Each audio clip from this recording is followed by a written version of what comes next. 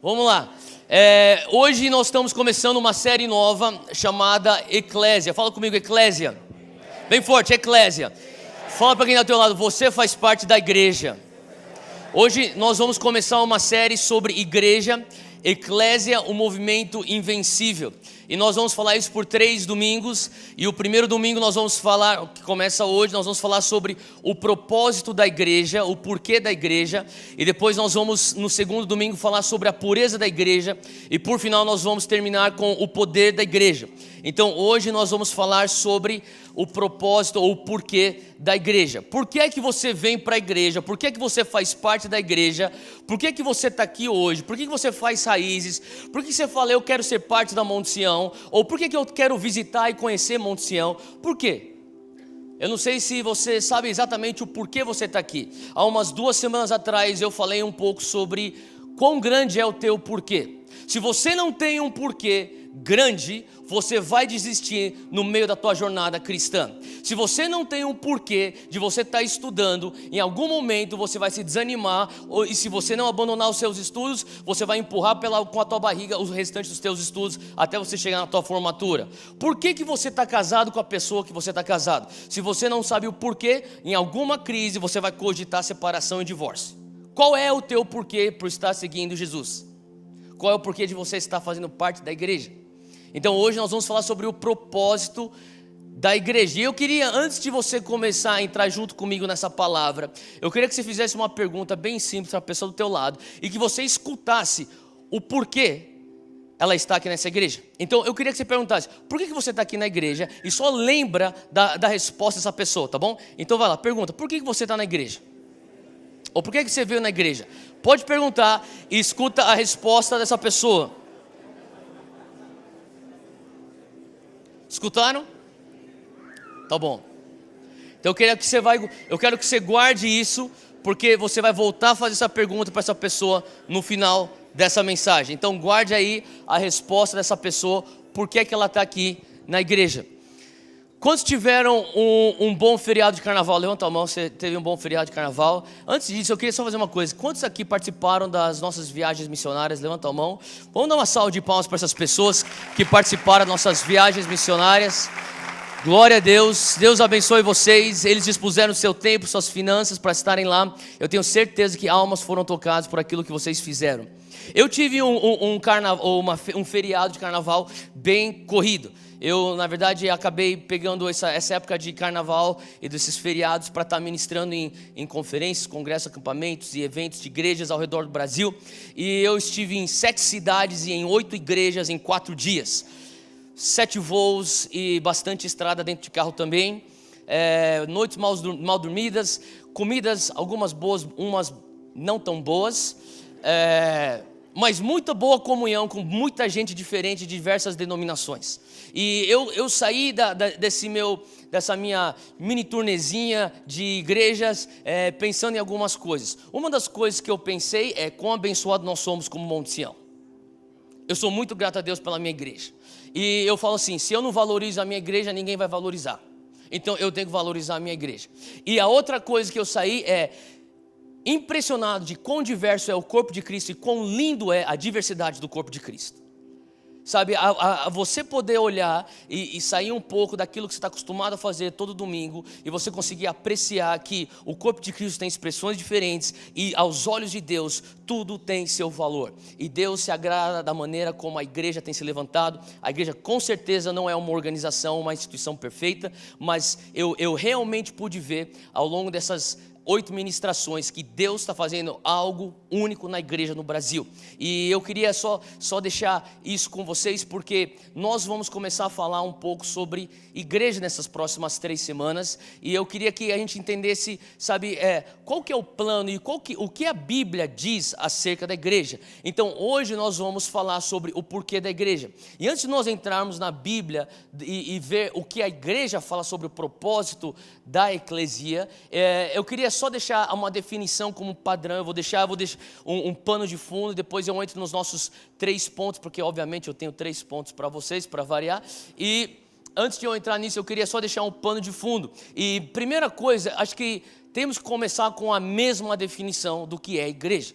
porque se nós não estivermos alinhados na definição, o restante daqui em diante vai fazer pouco sentido, ou o sentido não vai estar alinhado com aquilo que nós estamos lendo e entendendo a palavra. A igreja não é um prédio. Talvez venha soar isso como uma surpresa para você, talvez é a coisa mais básica para alguns, mas a igreja não é um prédio. A igreja somos nós. Fala para quem está do teu lado, você é a igreja. Olha só o que a Bíblia diz acerca da igreja lá em Efésios 5:25. Você não precisa abrir, só escuta. Cristo amou a igreja e a si mesmo se entregou por ela. Cristo, Jesus Cristo, ele ama a igreja a tal ponto que ele fala, eu entrego a minha vida por ela. Em outras palavras, quem é a igreja? As pessoas que receberam a vida de Cristo, a vida que ele entregou por nós. Em outras palavras, a igreja é a comunidade dos cristãos. Tanto dos que já vivem, como os que viveram, como os que irão viver debaixo da nova aliança. Então, se você perguntar, o que é a igreja? A igreja é a comunidade dos cristãos. Onde 2 ou 3 estão reunidos, isso é igreja. Você faz parte da igreja. Quando você está reunido com uma pessoa que é cristã, que acredita que Jesus Cristo é o único Senhor, Salvador, o caminho à vida eterna, aí tem igreja. Então, a igreja não é um prédio, a igreja não é uma instituição apenas, a igreja, na sua essência, somos nós. E sabe, quando eu estudava no seminário, tinha uma lei, que é a lei da primeira menção. E normalmente, ao longo da Bíblia, quando uma coisa é mencionada pela primeira vez, lá existe o DNA ou a essência inicial do restante que vai ser destrinchado acerca daquele conceito. Em outras palavras, se nós quisermos entender um pouco mais sobre a igreja, nós temos que olhar para a Bíblia e ver aonde foi a primeira menção da igreja, o que foi dito acerca da igreja na primeira menção. E de lá a gente começa então a ter um pano de fundo ou uma plataforma para poder expandir no conceito do que é a igreja. E a primeira vez que a igreja é mencionada é por Jesus Cristo. A primeira vez que a palavra eclesia na igreja, na Bíblia é mencionada, é Jesus Cristo falando isso para Pedro. Pedro, se você puder abrir, abre comigo aí em Mateus 16, e a gente vai ler uma parte desse texto, não vai ser todo o texto, se puder, você lê todo esse texto em casa, que é muito interessante, é muito importante. Mas Pedro, ele, junto com os discípulos de Jesus, eles estão sentados, eles estão escutando Jesus, e de repente Jesus lança uma pergunta, ele fala assim, o que as pessoas dizem que eu sou? Quem que as pessoas dizem que eu sou? E alguns começam a falar, é um profeta, é Elias, e eles começam a sugerir coisas que as pessoas estão falando que Jesus é. E em um determinado momento Jesus fala assim, tudo bem, quem que vocês dizem que eu sou? E Pedro se levanta e ele fala, tu és o Cristo, o Filho do Deus vivo. E quando ele fala isso, Jesus, ele fala, bem-aventurado és tu, Simão Barjonas, porque não foi carne nem sangue que te revelou, mas foi meu Pai. O meu Pai que estás nos céus que te revelou essa verdade. Então, debaixo dessa verdade que Jesus é o Cristo, em outras palavras, o que significa Jesus é o Cristo? Significa que Jesus é o Messias. A palavra Cristo nada mais é do que Messias. Jesus, o Messias. Jesus Cristo. Ele fala assim, tu és o Cristo, tu és Deus Filho, o Filho do Deus vivo. E o Senhor é o único caminho, a verdade e a vida. É isso que ele está falando. Então quando Jesus escuta isso, vindo da boca de Pedro, ele fala, você é bem-aventurado, isso aí não foi carne nem sangue que te revelou, foi o meu Pai que estás nos céus que te revelou. E ele emenda no versículo 18, que eu queria que você acompanhasse aí comigo.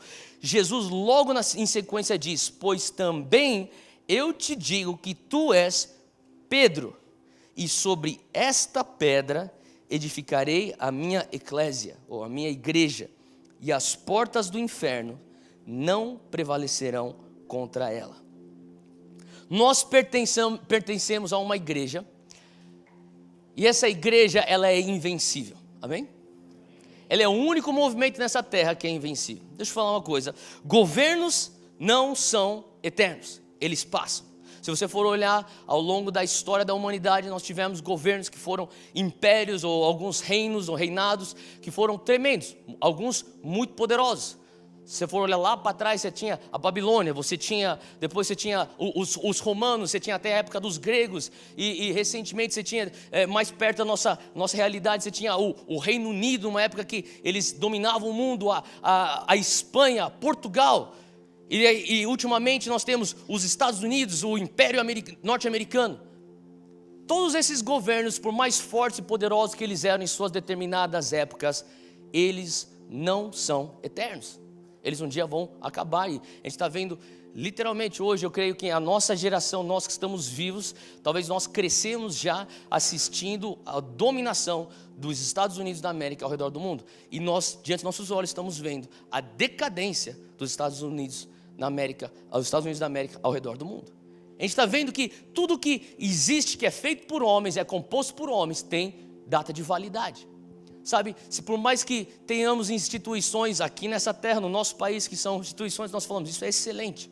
Eles também não têm eternidade como algo que é a sua propriedade. Nós, a igreja, somos a única instituição, o único organismo que é eterno. Se você for pensar, pensa ao longo da história, desde Atos até os dias de hoje, a igreja nunca parou de crescer. A igreja foi perseguida, ela crescia. A igreja foi batida, espancavam na igreja, ela avançava. A igreja, ela boicotada, ela era atacada pela mídia, a igreja começava a influenciar mais e mais a sociedade.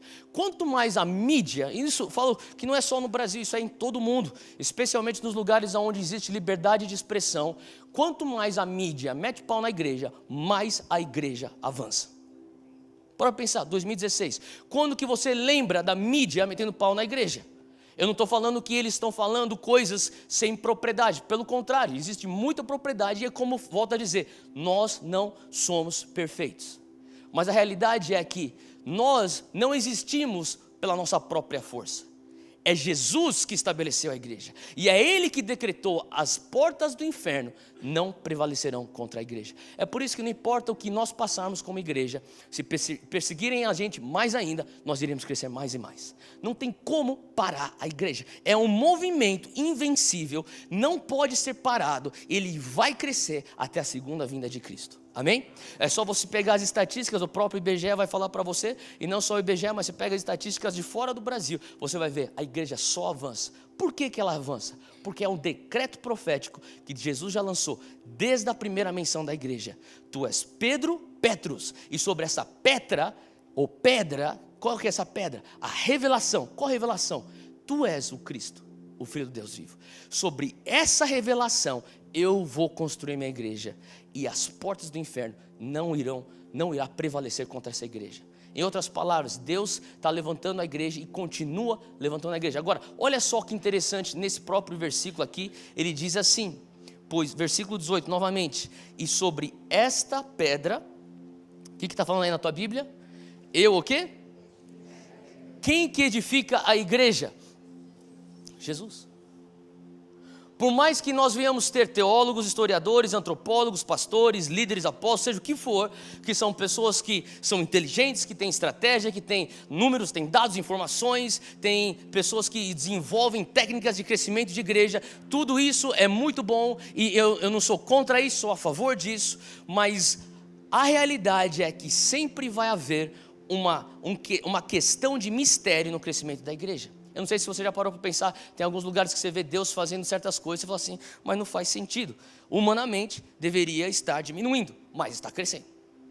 Pega a China, por exemplo, a igreja perseguida da China. O governo é contra a China, eles matam as pessoas, eles perseguem, eles jogam na cadeia as pessoas que estão abrindo igrejas. Mas por que a igreja subterrânea da China é a igreja que mais cresce ao longo da história? Você pega o que está acontecendo em alguns lugares, que nem na Nigéria, com a perseguição dos islâmicos radicais contra os cristãos. Você pega o que está acontecendo no Oriente Médio, e todo lugar que você vê, sabe, eu e Júnia, a irmã da Júnia, meus cunhados, são missionários lá no Líbano. O que nós escutamos daquilo que Deus está fazendo no Oriente Médio, a igreja cristã crescendo no Oriente Médio, em meio a um islamismo radical. Sabe, quanto mais houver opressão sobre a igreja, mais ela cresce. Por quê? Porque temos estratégias e temos equações e temos fórmulas de crescimento de igreja? Talvez, uma parte sim. Mas sempre vai haver o quesito de um ponto de interrogação. Não estou entendendo. Por que tem que ter isso? Porque isso comprova que é Jesus Cristo que edifica a igreja. Não são seres humanos, por mais esforçados que nós venhamos ser, inteligentes, estudados, preparados, disciplinados, pessoas que são zelosas, com boas intenções. Tem certas coisas acerca do crescimento da igreja na face da terra que foge do nosso controle, foge do nosso alcance. É Jesus falando, eu edifico a igreja. Eu lembro que há 8 anos atrás eu estava conversando com um pastor muito mais velho do que eu. Ele falava para mim, antes de eu começar, eu já estava no ministério, era missionário, mas eu não era pastor ainda. Ele falava assim, um dia, quando você for pastor, lembre-se de uma coisa. Se preocupe em expandir o reino de Deus. Porque quem constrói a igreja é Jesus. Se você se preocupar em expandir o reino de Deus, deixa com que Ele faça o que Ele tem que fazer e você faz o que tem que fazer. Leva a mensagem do reino de Deus. E Ele vai construir a igreja. E Ele tem construído a igreja. Faz sentido?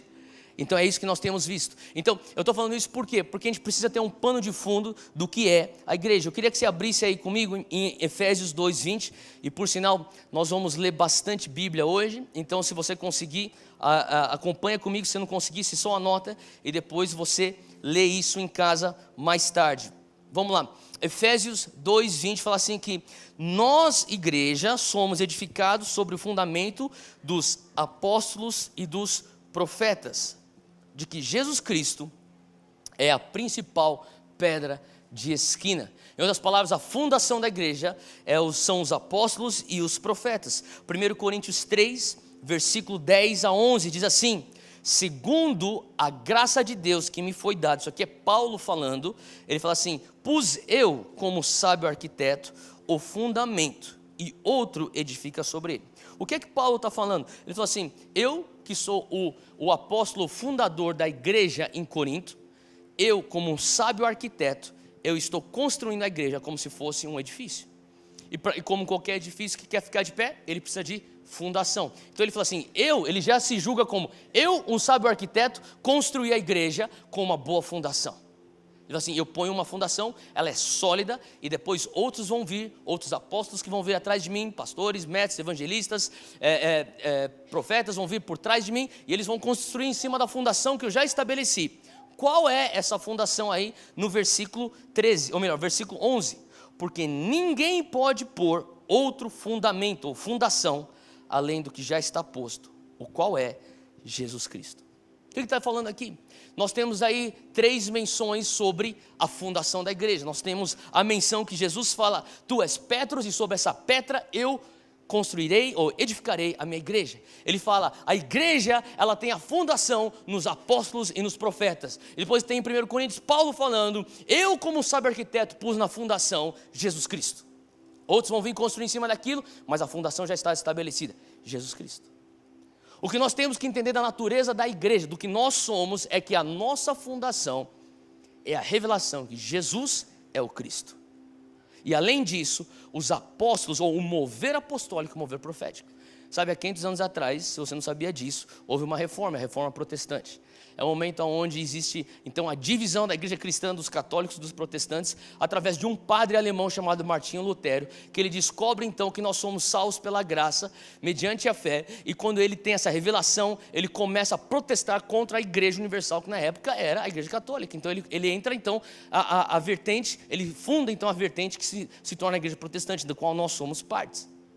Mas desde então as pessoas têm falado, existem grandes moveres de Deus que vieram depois de Lutero, e eu concordo com isso toda a história da igreja é verdade, mas eu creio que nós hoje estamos em 2016 vivendo uma outra reforma. E uma das características dessa reforma é justamente o que está escrito aqui em Efésios 2:20, que fala que a fundação da igreja são os apóstolos e os profetas.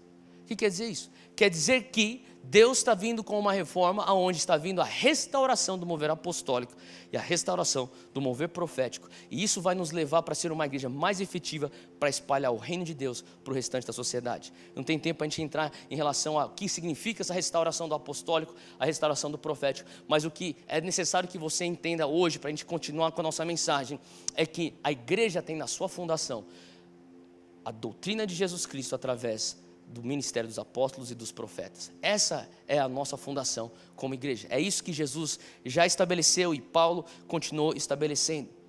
Tem uma outra coisa que é importante nós entendermos, é que a igreja ela tem 2 expressões.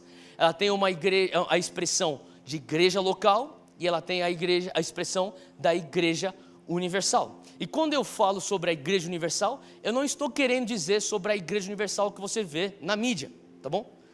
Deixar isso bem claro, não tem nada a ver com aquilo. O que eu estou querendo dizer é, a Igreja Universal são todos nós cristãos que entendemos, somos parte do corpo de Cristo. Se você fala assim, eu sou cristão, eu acredito em Jesus, eu sou parte do corpo de Cristo, você faz parte da Igreja Universal. Você fala assim, mas eu vim de um background de Igreja Batista, glória a Deus. Outro pode falar, eu vim de um background de uma Igreja Metodista Livre, que nem essa igreja saiu de lá, glória a Deus. Todos nós somos partes da Igreja Universal. Hoje são 1h10, quase 1h10, e nós temos pessoas hoje na Europa, agora, são parte da nossa Igreja Universal, se reunindo para um culto da noite. Temos pessoas que já estão dormindo lá no Japão, na Coreia, que participaram o dia inteiro de cultos em suas igrejas, porque eles são parte da nossa igreja, a Igreja Universal. Temos pessoas que estão vindo lá na Califórnia, daqui 5, 6 horas, eles vão começar seus cultos da manhã e vão ser parte da nossa Igreja Universal. Todos nós, cristãos, ao redor do mundo, ao redor desse globo, que nos reunimos, falamos assim, Jesus é o nosso Senhor, nosso Salvador. Somos parte da nossa igreja Universal. Isso aqui, Monte Sião, é uma igreja local. A igreja local, ela compõe o corpo de Cristo. O corpo de Cristo seria a Igreja Universal. Faz sentido o que eu estou falando? Então, isso aqui é muito interessante. Paulo, ele faz menção às duas coisas. Romanos 16:5, você pode só escutar, depois você lê, se você conseguir abrir, você abre comigo aí. Saudai também a igreja que está em sua casa. Você sabia que o teu link é uma expressão da igreja? É uma igreja local. É uma parte de uma igreja local que pertence a essa igreja local chamada Monte Sião. 1 Coríntios 1:2 fala assim, a igreja de Deus que está em Corinto, aos santificados em Cristo Jesus, chamados santos. Aqui tem mais uma expressão da igreja local, só que aqui está falando sobre uma região chamada Corinto. A igreja de Corinto é uma igreja local. Olha só 1 Coríntios 12:28. Agora ele fala sobre a igreja universal. E a uns pôs Deus na igreja, primeiramente como apóstolos, em segundo lugar profetas, em terceiro doutores, depois milagres, depois dons de cura, socorros, governos, variedades de língua. O que ele está falando? Está falando sobre os dons da igreja. Ele fala assim, primeiramente, Deus, e a uns pôs Deus na igreja, primeiramente. Ele está dando os apóstolos para quem? Para a igreja universal. Os profetas para transitarem na igreja universal. Os dons que vão ser disponíveis para a igreja universal. Então, aos olhos de Deus existe a expressão da igreja local, e aos olhos de Deus existe a expressão da igreja universal. Nós, como Monte Sião, somos uma expressão de uma igreja local pertencentes à igreja universal, à igreja de Jesus Cristo. Faz sentido?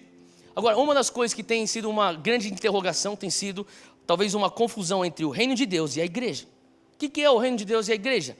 É a mesma coisa? São coisas diferentes? Reino de Deus é a igreja é o reino de Deus? A igreja e o reino de Deus são duas coisas diferentes.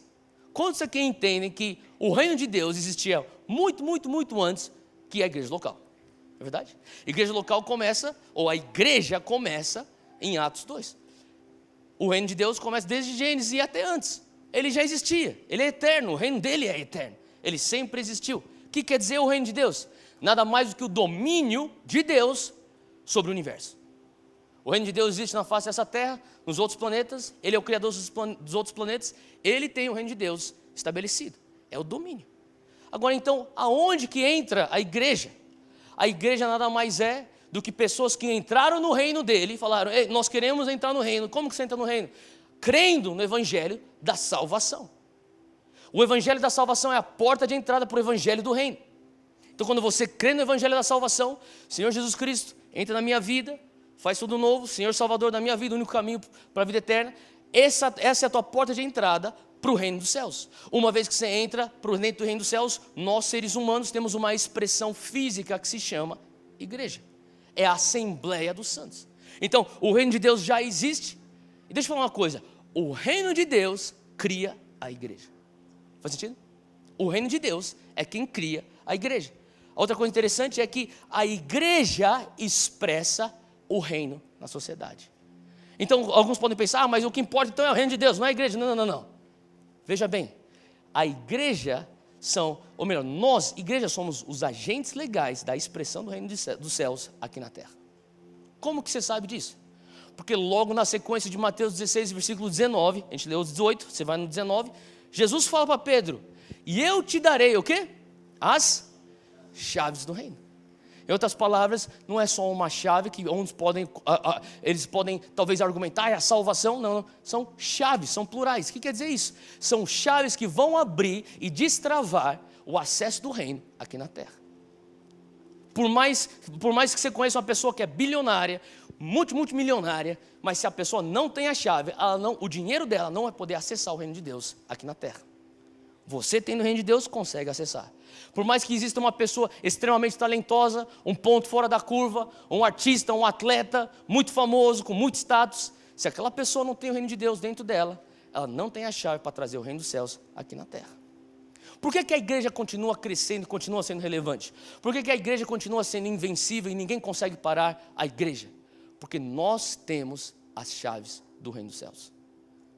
Eu estava conversando a gente estava falando sobre aqui as viagens missionárias.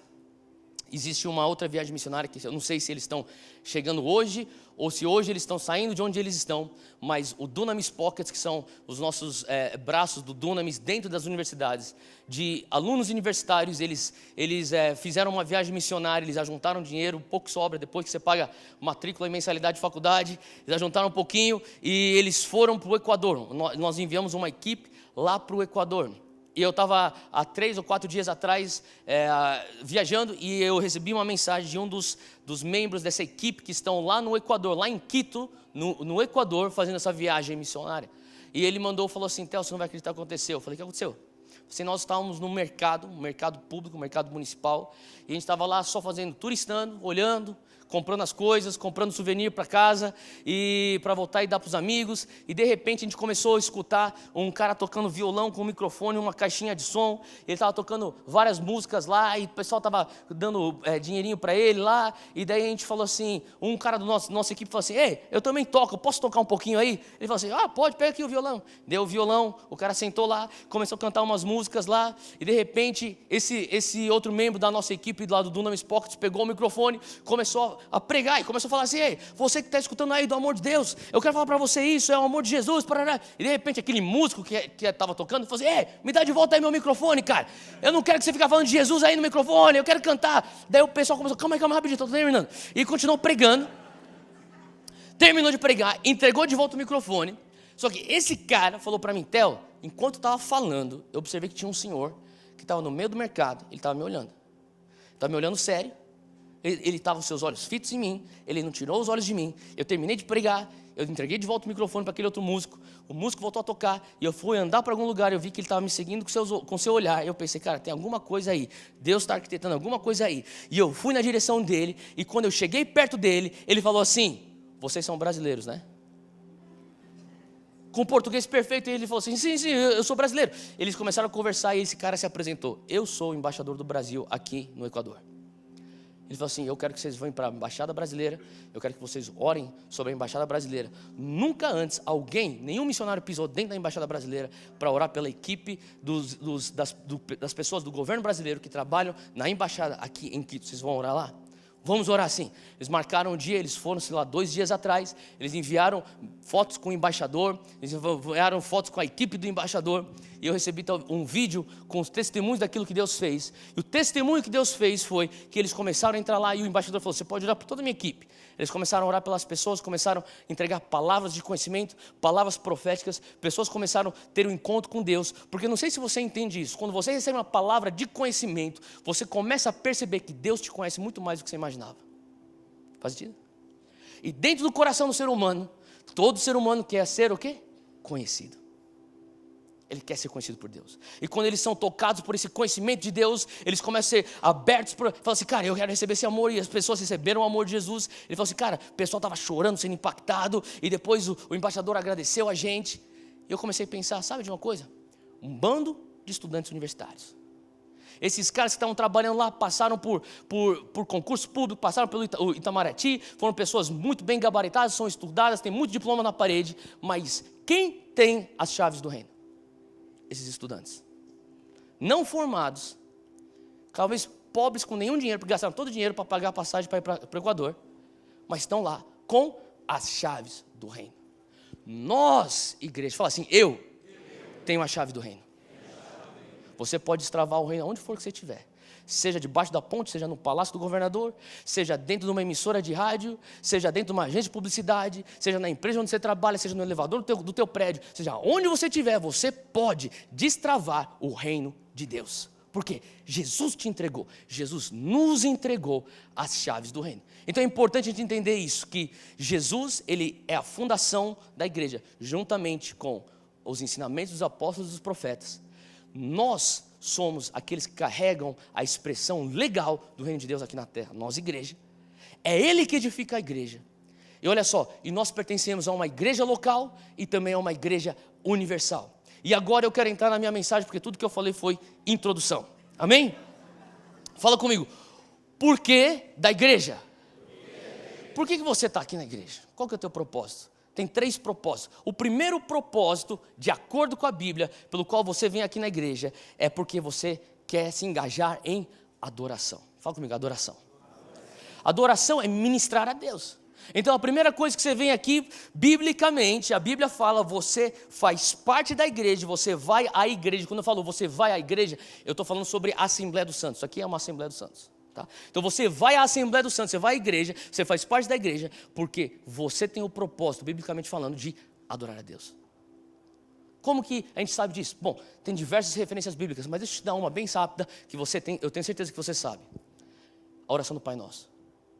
Pai Nosso que está nos céus, santificado seja o teu nome. Venha o teu reino. Em outras palavras, a adoração abre caminho, a adoração abre avenidas para que o reino de Deus, a presença de Deus venha. Então por que você está adorando a Deus? Porque você fala assim, Deus, eu preciso da tua presença, e quando eu te adoro, a tua presença me envolve. Você não vem simplesmente para receber algo de Deus, por mais que Ele tenha algo para te dar. Você vem porque você fala assim, eu quero trazer algo para ti. Olha só, abre aí comigo em Colossenses 3, versículo 16, fala assim que a palavra de Cristo habite em vós abundantemente, em toda sabedoria, ensinando-vos e admoestando-vos uns aos outros com salmos, hinos e cânticos espirituais, cantando ao Senhor com gratidão em vosso coração. Nós somos exortados a adorar ao Senhor, cantar ao Senhor com gratidão no nosso coração. Por que você tem que adorar cantando? Não é a única maneira que você adora a Deus, mas é uma avenida, ou melhor, um veículo, desculpa, não é avenida, um veículo. Eu falo assim que a música é um veículo que tira a essência do teu coração e leva essa essência para o coração de Deus, recebe então a essência do coração de Deus e traz essa essência de volta para você. É como se fosse um carro, você tem um carro chamado música, e você põe dentro do carro, como passageiros do carro, a tua essência, o teu senso de valor, aquilo que está mais alto no teu sistema de valor, fala assim, vai lá, agora você vai lá para o coração de Deus. É por isso que nós cantamos. É por isso que nós louvamos. É por isso que lá em Salmos 22 fala que Deus habita, ou Ele está entronizado em meio aos louvores. Quando você começa a adorar a Deus, quando você começa a louvar a Deus, você começa a ver que começa a mudar a atmosfera. Você pode adorar a Deus sem música? Pode. Mas Deus nos deu a música como um instrumento de adoração. Você começa a perceber, tem alguns momentos que eu tenho momentos poderosos com Deus, orando sem música. Mas tem algo diferente quando vem alguém e fica lá no violãozinho. Por mais desafinado e ruim que o cara seja. Parece que o negócio começa, o negócio está começando a fluir. Parece que é como se fosse a graxa entrando no motor, o negócio começa a fluir. Sabe o que eu estou falando? É um veículo. É por isso que nós temos isso aqui. Você adora a Deus no momento de louvor, você adora a Deus no momento de ofertar, você adora a Deus no momento de você orar pelas pessoas ao teu redor, você adora a Deus no momento de você estar servindo, como as pessoas estão servindo no apoio, nas outras áreas executivas. Isso é adoração a Deus. Então você vem para ministrar a Deus, você vem para adorar a Deus. Hebreus 12, 28 diz assim, portanto, já que estamos recebendo um reino inabalável, quantos de nós aqui recebemos no nosso coração um reino inabalável? Você fala assim, eu tenho um reino inabalável dentro de mim. Tá. Então olha o que ele fala, o autor de Hebreus, que na minha opinião é Paulo, fala assim, já que você recebeu o reino inabalável, sejamos agradecidos e assim adoremos a Deus de modo aceitável, com reverência e temor. Ele está falando, se você recebeu a Deus, o reino inabalado, Jesus, no teu coração, a expressão correta é gratidão e adoração. Por isso que eu fico questionando, cara, como realmente você recebeu Jesus no teu coração, se você vem para a igreja e fala assim, não, eu sou convertido, mas eu quero ficar aqui quietinho no meu canto. Todo mundo está adorando a Deus, você fala assim, não, estou adorando a Deus aqui. Tudo bem, Deus vê o coração. Mas a adoração, ele atinge tanto o espiritual, o emocional e o físico.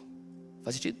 Davi falava muito sobre adorar com bater palmas, com brados, com dança. Ele tinha a expressão física da adoração. Faz parte da adoração também. Olha só o que está falando aqui em Romanos 12:1, e eu estou lendo agora na versão da linguagem de hoje. Então por isso vai ser um pouquinho diferente daquilo que você tem aí na tua versão. Mas preste atenção, fala assim: portanto, meus irmãos, por causa da grande misericórdia divina, eu peço que vocês se ofereçam completamente a Deus como um sacrifício vivo, dedicado ao seu serviço agradável a Ele. Esta é a verdadeira adoração que vocês devem oferecer a Deus. Em outras palavras, ele está falando assim, ó, o teu corpo é a maneira, o teu culto racional na tua tradução, é a verdadeira adoração que você deve oferecer a Deus. Efésios 5, outro texto aqui diz assim, versículo 16, eu preguei muito sobre isso ano passado, fala assim: remindo o tempo, por quantos dias são maus, versículo 17 de Efésios 5. Pelo que não sejais insensatos, mas entendei qual seja a vontade do Senhor, e não vos embriagueis com vinho, em que há contenda, mas enchei-vos do Espírito, falando entre vós com salmos, hinos e cânticos espirituais, cantando e salmodiando ao Senhor no vosso coração. Se a gente puder resumir tudo isso, Paulo está falando assim, ó, 3 coisas importantes para você fazer: remir o tempo, otimizar o teu tempo, se encher do Espírito Santo, adorar a Deus. É isso que eu estou te exortando. Vá lá e redime o tempo perdido, e de agora em diante seja um bom mordomo do teu tempo. Seja cheio do Espírito Santo. Adore a Deus com hinos, com salmos, enche do Espírito Santo e começa a deixar transbordar aquilo que Deus já te encheu através da tua adoração. 2 dias atrás eu fui almoçar com um pastor, e ele é um pastor brasileiro. Ele é pastor em uma igreja aqui perto, na cidade de Jandira. E tinha alguns amigos em comuns, e um deles falou assim, cara, você tem que conhecer ele, e a gente foi lá. E eu sei que esse pastor ele tem sido usado muito por Deus para ministrar, não tanto dentro do Brasil, mas mais fora do Brasil, especialmente na América Latina. E esse é um pastor que ele estava me contando a história dele, que ele tinha recebido já diversas profecias e palavras que Deus iria enviá-lo para a América Latina, e ele seria usado de uma maneira forte na igreja latina, e falava nas igrejas que falam espanhol. Ele falava, amém, amém, eu não consigo nem enxergar como isso vai acontecer, mas amém, glória a Deus, amém. Ele falou que um dia ele acordou, ele virou para a esposa na cama para falar alguma coisa, e saiu espanhol. Não, é verdade. Ele nunca, ele começou, e daí eu comecei a falar, ele começou a ficar falando espanhol comigo. Ele ficou falando o espanhol dele perfeito. Eu fiquei escutando ele falando espanhol, eu falei, sério mesmo? Eu falei assim, cara, eu fiquei o dia inteiro tentando falar português, sair espanhol, às vezes falava português, às vezes saía espanhol, e eu ficava, o que está acontecendo comigo? Minha esposa pensando que eu pirei. Minha esposa falava, para com isso, para com essa brincadeira, vai. Não, já chega. Eu não consigo. E começa... Pero que sim, pero que não, pero que... E ele não parava de falar espanhol. E daí eu falei, pastor, fala a verdade. Eu falei para ele, você já fez aula de espanhol? Eu falei assim, eu nunca fiz uma aula de espanhol na minha vida. Cara, e eu falei assim, e ele tem pregado em igrejas, pós-igrejas na Argentina, na Colômbia, na Venezuela. Ele prega para igrejas grandes, igrejas pequenas, congressos grandes, congressos pequenos. Ele não para, ele vai para tudo quanto é canto nesses países, e ele prega em espanhol. Eu falei, uau, eu falei para ele, cara, então deixa eu fazer uma pergunta. Qual que é a diferença, algumas diferenças que você vê entre a igreja latina, com exceção do Brasil, e a igreja brasileira? Eu falei assim, engraçado que você está perguntando isso, porque outro dia alguém me perguntou a mesma coisa, e eu estava contando para essa pessoa algo que eu fiz como uma enquete minha própria. Eu falei assim, esse aqui eu fiz na Colômbia e na Argentina. Eu falei assim, eu estava indo para ministrar nesses lugares, e quando eu chegava nesses lugares, eu pegava pessoas no meio do povo, não líderes, pessoas que estavam lá na reunião, e eu perguntava, por que você veio para a igreja hoje? Eu fazia essas perguntas em várias igrejas que eu fui, tanto na Colômbia como na Argentina. Ele falou assim, Theo, tive diversas respostas, mas eu posso te dizer, de uma maneira geral, a maioria das pessoas, tanto na Colômbia como na Argentina, responderam, eu estou aqui na igreja, porque eu vim adorar Jesus.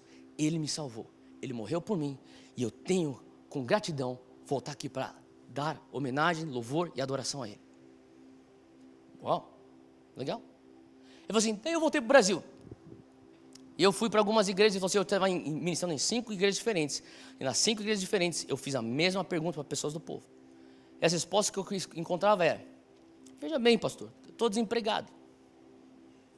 Estou precisando de emprego, eu vim aqui para a igreja pedir um emprego. Veja bem, pastor, eu preciso de um milagre. Estou precisam de um milagre porque as coisas estão difíceis, as portas estão fechadas, preciso de um milagre. Deus, pastor, eu estou com uma enfermidade aqui, então por isso que eu vim, eu preciso de cura. Eu vim aqui porque a minha irmã que me arrastou aqui, porque eu estou com depressão, eu não consigo sair dessa, então eu vim receber uma oração. Deixa eu falar uma coisa. Jesus cura. Jesus faz milagres? Faz milagres. Ele traz providência financeira? Sim. Ele quer fazer isso? Sim.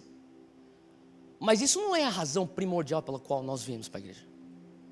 A razão pela qual primordial que nós estamos vindo para a igreja é porque nós queremos adorar a Deus.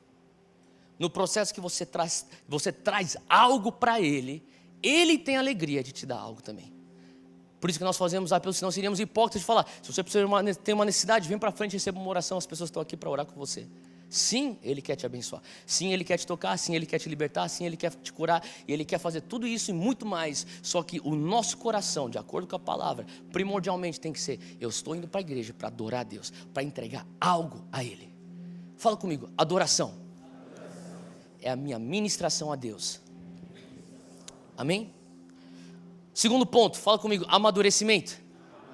Isso aí é a tua ministração, ou o teu ministério aos santos, ou às pessoas ao teu redor. Então, são três coisas. Nós falamos sobre a primeira razão, o primeiro propósito pelo qual você vem para a igreja é para você adorar a Deus, você entregar algo a Ele. O segundo ponto é porque você quer crescer espiritualmente. Quantos aqui querem crescer espiritualmente?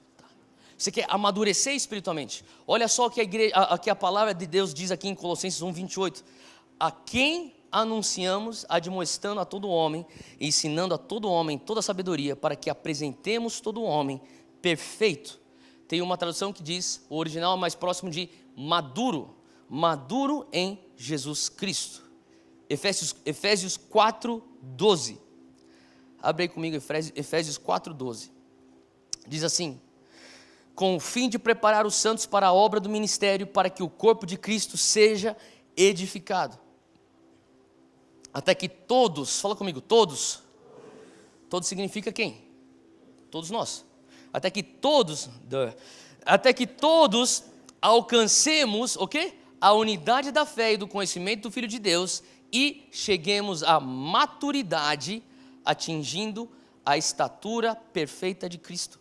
Em outras palavras, ele está falando assim, você está vindo aqui para a igreja para o teu amadurecimento espiritual. O que nós temos que fazer aqui na igreja? Nós temos que empurrar um ao outro a maturidade espiritual. Você vem aqui para a igreja para ser nutrido espiritualmente. Você vem aqui na igreja para você ser que nem esse ferro que afia ferro, que nem está lá em Provérbios. Essa é a segunda razão pelo qual você vem para a igreja. Teu amadurecimento espiritual. Por que você vem para a igreja? Eu venho para a igreja para adorar a Deus. Eu venho à igreja para ministrar aos meus irmãos ou afiar os meus irmãos. Deixa eu te falar. Todas as pessoas que pensam, eu estou com Jesus, eu não estou com a igreja. Eu estou com Jesus, eu amo Jesus, mas o importante é que eu esteja conectado com Jesus, a igreja não. Deixa eu te falar, então você acredita que Jesus é uma cabeça decapitada andando pela aí? O corpo também decapitado para lá e para cá. Porque não faz sentido, então, o próprio Deus falar, Jesus é a cabeça e nós somos o corpo de Cristo. É você falar assim, eu gosto da cabeça, não gosto do corpo, corta.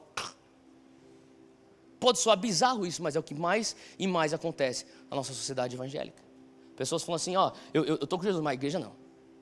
Deixa eu falar uma coisa, a igreja não é perfeita, a igreja está amadurecendo, a igreja está crescendo até a plenitude da estatura de Cristo, a igreja ainda está num processo de ser purificada e santificada, é por isso que você vai ver máculas, por isso que você vai ver rugas, é por isso que você vai ver coisas que não são, coisas que vão te agradar, coisas que vão te incomodar, mas tudo isso faz parte do teu compromisso com Jesus. Jesus, eu amo a tua cabeça, por isso eu tenho que amar o teu corpo. Sabe, é muito fácil criticar a igreja. É mais difícil você ficar na igreja e falar assim, eu tenho um compromisso com o corpo. E eu vou me engajar no processo de amadurecimento junto com os meus irmãos. Faz sentido? Esse é o plano de Jesus para a igreja. Então, é o amadurecimento, é você empurrar uns aos outros a estarem perto de Cristo. Sabe, a vida cristã não foi feita para você vivê-la sozinho. Faz sentido? A vida cristã não foi feita para você vivê-la isoladamente. Sabe, eu lembro quando eu assisti aqueles vídeos do Discovery Channel, aqueles documentários do leão que está caçando lá na África. Sabe o que eu estou falando? Vocês já assistiram? E eu amo quando os caras começam a pôr aquele leão assim de câmera lenta. correndo atrás das presas, sabe o que eu estou falando? E daí sempre tem aquele grupo de hiena que anda tudo junto. Quem que o leão pega? A hiena isolada. Não é verdade? Daí sempre vem o leão. Ele é cadeado, arranca uma perna. Daí sangue vai para tudo quanto é canto. Tudo em câmera lenta. Eu fico, caramba, e a Júlia? O que você está fazendo assistindo esse negócio? Mas sempre a pessoa que é pega é isolada. Deixa eu falar, se você tentar viver a tua vida cristã isolada da Assembleia dos Santos, você é preso do inimigo. Porque a vida cristã não foi feita para você vivê-la isolada.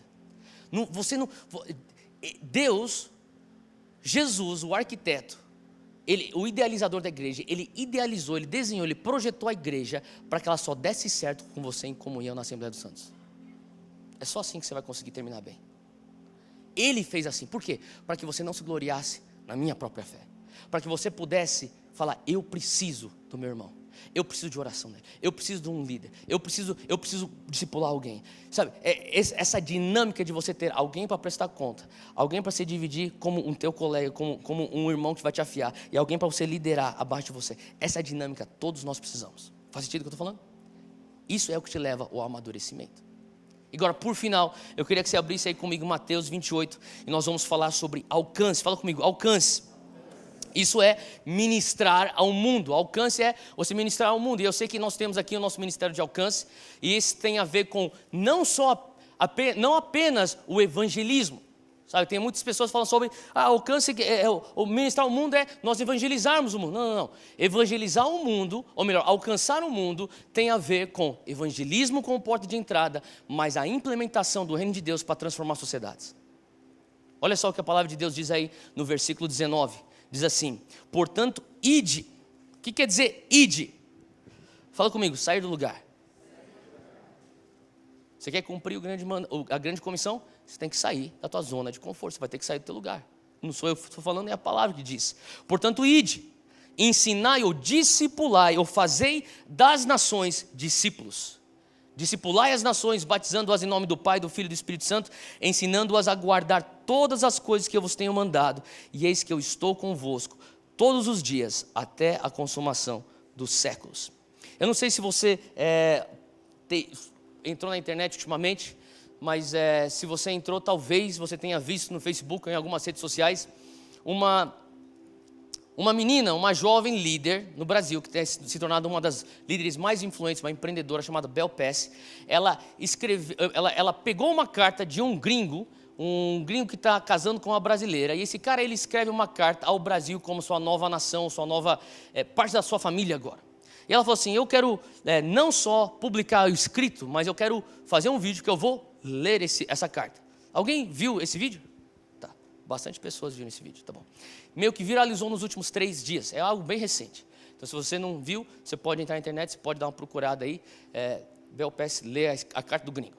E nessa carta, esse americano está para casar com uma brasileira, ele fala assim, já que eu vou casar com uma brasileira, eu vou casar com a tua nação. Então deixa eu escrever algumas coisas que eu penso acerca da tua nação.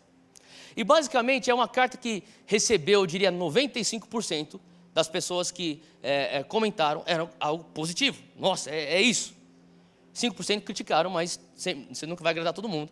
Mas o que você entende dessa carta é que ele está falando.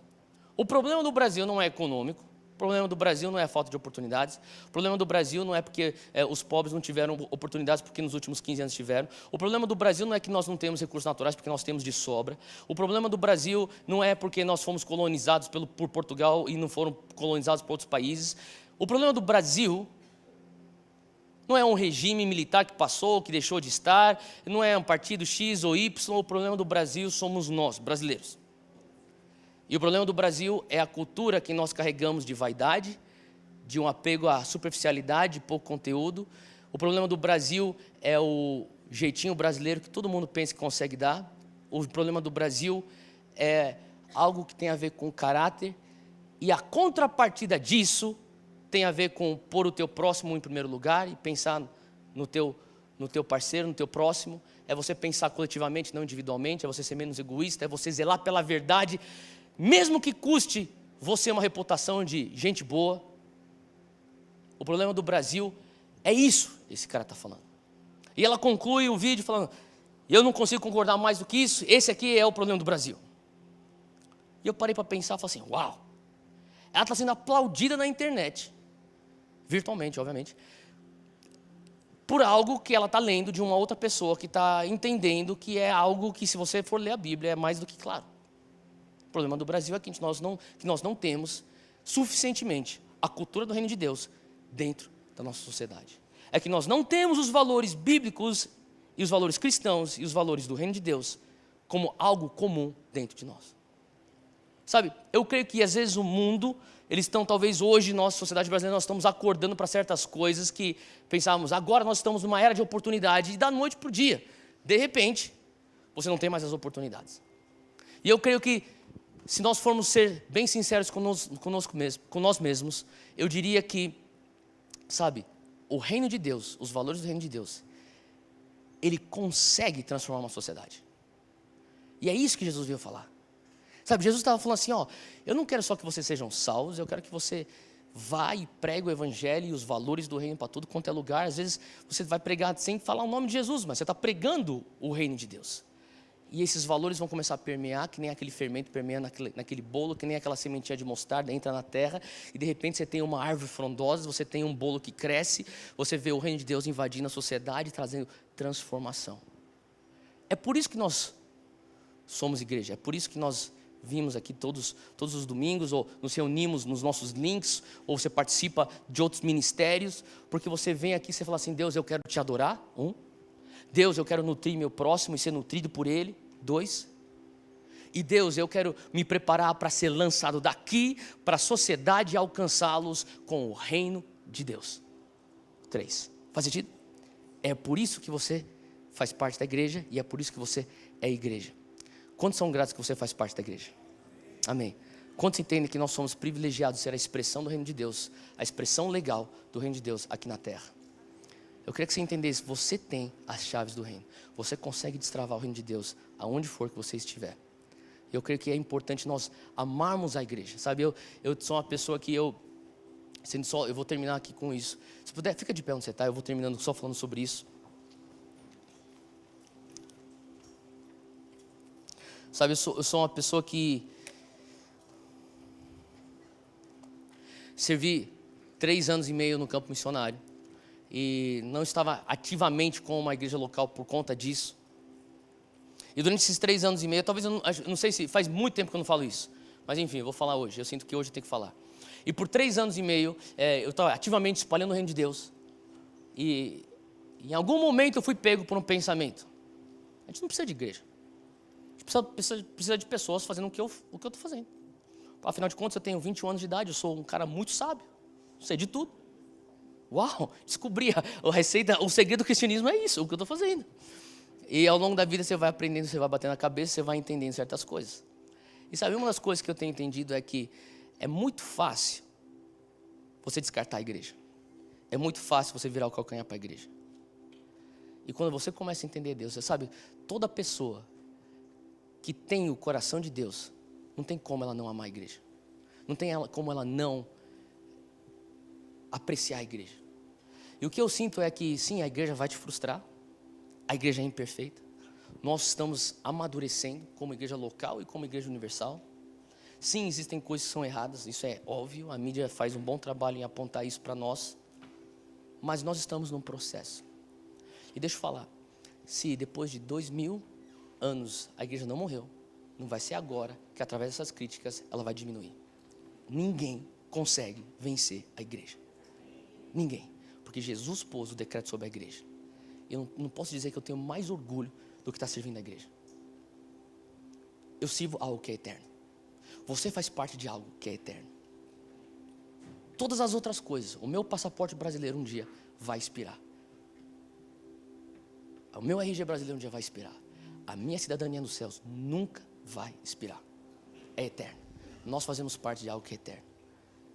Nenhum governo dura que nem a igreja dura. E eu creio que hoje é uma manhã que Deus quer trazer esse apreço pela igreja de Jesus Cristo no nosso coração.